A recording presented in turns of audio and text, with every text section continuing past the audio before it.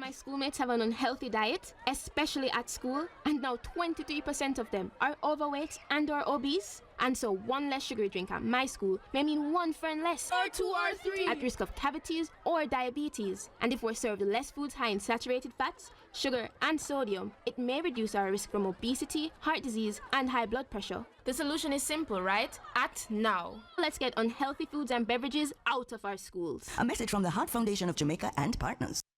All right, definitely on point. And, you know, the summer is here. And so parents, this campaign is for you. Make sure not only out of schools, but out of your house, right? So you have to watch them. This campaign is all about out of our schools. And it tells a story of a school-aged Jamaican girl who is concerned about the prevalence of childhood obesity in her country. Now, she highlights the problems of unhealthy foods and beverages in schools and the risk of non-communicable diseases that threatens her peers.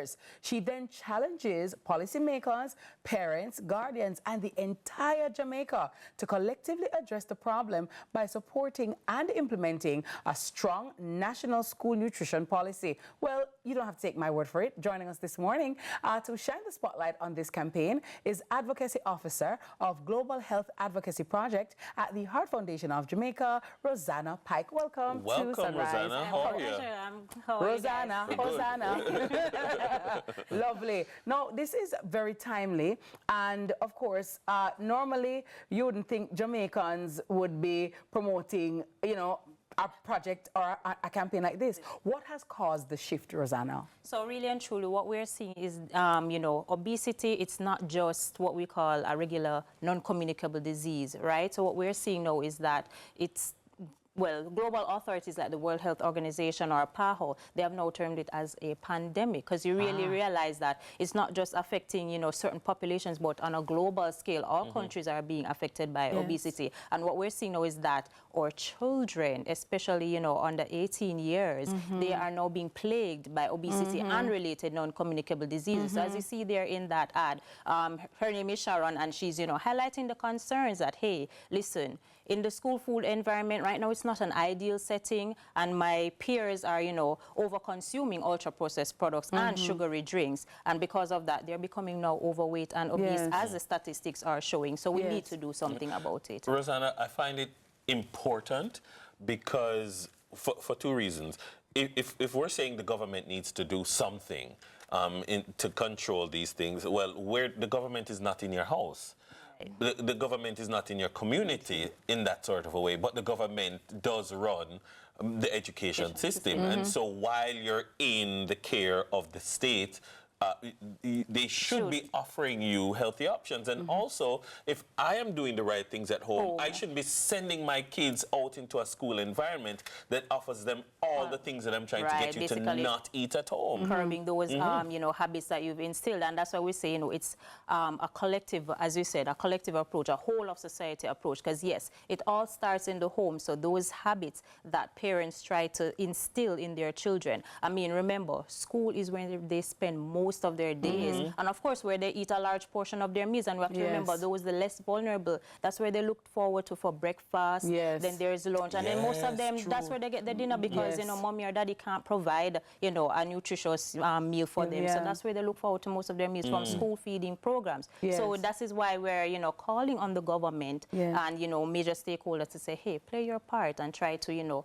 shift the obesity, you know, or the Jamaica health and nutrition landscape by, you know, curbing those. But let me play devil's advocate for a little here, Dennis, right? Somebody might be saying, but Rosanna and Dennis and Miss Kitty, really and truly though, them a pitney, them body can burn it off, them drink too much juice, them ramp enough, them ramp a lot, and I like say, they lead in a sedentary life, where them just a sit down, them a play bend down stocky, them a play football, them look a body make feed. Why you want to come vegetable out the pit of them, and I want them drink like a bag juice, like a yellow mellow? And what do you, Rosanna? Well, yes, well, I mean, even when we're out there doing our sensitization activities, we are in these phases with some of these, you know, feedback or, you know, the comments from the general public, but at the same time we have to say, listen, yes, we know that at this tender age they might be, you know, metabolism might be high, they might be hyper at that age, but guess what? Not every child is the same, and not every child will have the same outcome. But guess what?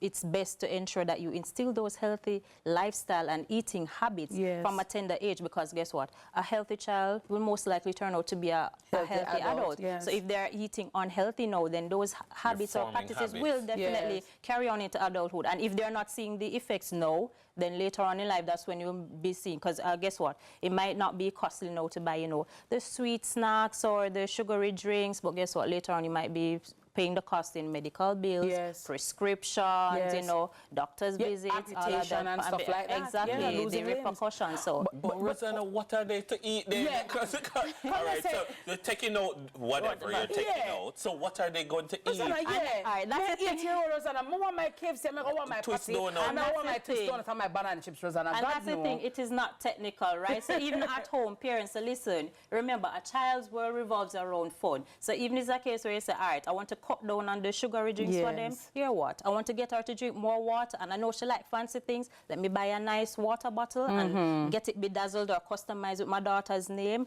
And guess what?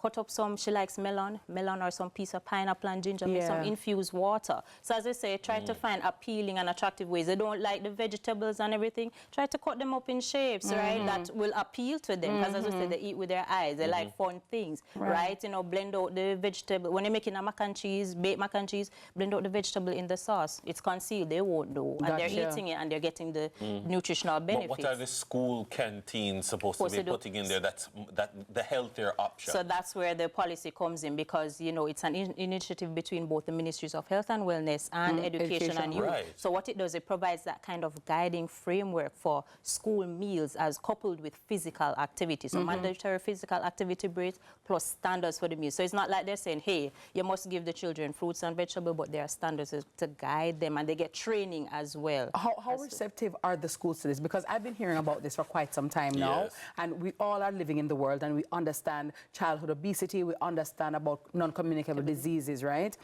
So it seems to me, is there a pushback from some of the schools as to when they as to taking out these unhealthy foods and drinks away from the children? I mean, yes, we've been to a couple of the stakeholder consultation sessions that both ministries have held, because of course you have to get feedback from the major stakeholders. And the school administrators, I mean, majority of them, they are receptive, they are welcoming to it because they see the need for it. But of course, sometimes there's that conflict of interest, because I mean, not gonna knock, you can't knock some of them. Some of them, you have to say that it's their family or their friends, you know, the concessionaires, they outsource all, you know, for the provision of school meals. And sometimes it's a friend or, you know, a family member. And of course, sometimes you have to look at the aspect of profit at the school gate. At the school gate, the vendors. And that's one aspect of the policy as well, you know, to limit what vendors sell. So of course, they are also part of it. That's why the ministry is trying to sensitize them to say, hey, while you're selling the chips and the sweet biscuits and all of that, put little apple, some water. Yes, some actual fruit. Kind of balance. I like that. Nice, I like that. Thank you. I like that. Yeah. Rosanna, I'm not like,